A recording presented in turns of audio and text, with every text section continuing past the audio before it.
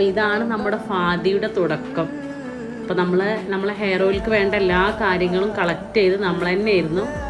പുറത്തുനിന്ന് നമ്മളെ കൂടെ സ്റ്റാഫോ ഒന്നും ഇല്ലായിരുന്നു കേട്ടോ. അപ്പോൾ തുടക്കത്തിൽ നമ്മൾ ഒരുപാട് കഷ്ടപ്പെട്ടിട്ടുണ്ട്, നിങ്ങൾക്ക് തന്നെ അറിയാൻ പറ്റും. അപ്പോൾ നമ്മൾ തന്നെയാണ് അതിലേക്ക് വേണ്ട മൈലാഞ്ചി ആയാലും അതിലേക്ക് വേണ്ട എല്ലാ കാര്യങ്ങളും നമ്മൾ തന്നെയാണ് കളക്ട് ചെയ്യൽ. അത് ഉരലും അത് ഉണക്കലും ഒക്കെ നമ്മൾ തന്നെയാണ്. ഇത് കൂടുതൽ പറയാനുള്ളൊരു കാരണം എന്താണെന്ന് വെച്ചാൽ നമ്മളെ വളർച്ച എന്ത് തന്നെ നമുക്കൊരു സ്റ്റെപ്പായിട്ട് വളരണമെന്നുണ്ടെങ്കിലും നമുക്കതിനനുസരിച്ച് നമ്മൾ എഫേർട്ട് തുടക്കത്തിൽ എടുത്തു കഴിഞ്ഞാലാണ് അതെന്തിലേക്കും എത്തിക്കാൻ പറ്റുള്ളൂ. അപ്പോൾ നിങ്ങൾക്കറിയാലോ, ഇപ്പോൾ ഇപ്പോൾ ഹെയർ ഓയിൽ ഒരു ബോട്ടിലേക്കായി വരിക എന്ന് പറഞ്ഞപ്പോൾ അതിൻ്റെ കഷ്ടപ്പാട് കുറച്ചൊന്നുമല്ല.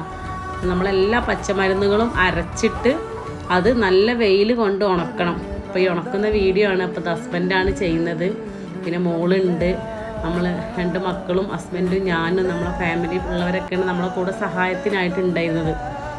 അപ്പോൾ അതിൻ്റെയൊക്കെ ഓരോ എഫേർട്ടുകൾ കാണുമ്പോൾ തന്നെ നമുക്കിപ്പോൾ ഒരു സന്തോഷമാണ്. കാരണം അന്ന് പാതി വയലിൽ ഇട്ട് പോയിരുന്നെങ്കിൽ നമുക്കൊന്നും എത്തിപ്പെടാൻ അല്ലെങ്കിൽ എവിടെയെങ്കിലും നമ്മളെ സ്വപ്നങ്ങളെ അച്ചീവ് ചെയ്യാൻ പറ്റില്ലായിരുന്നു.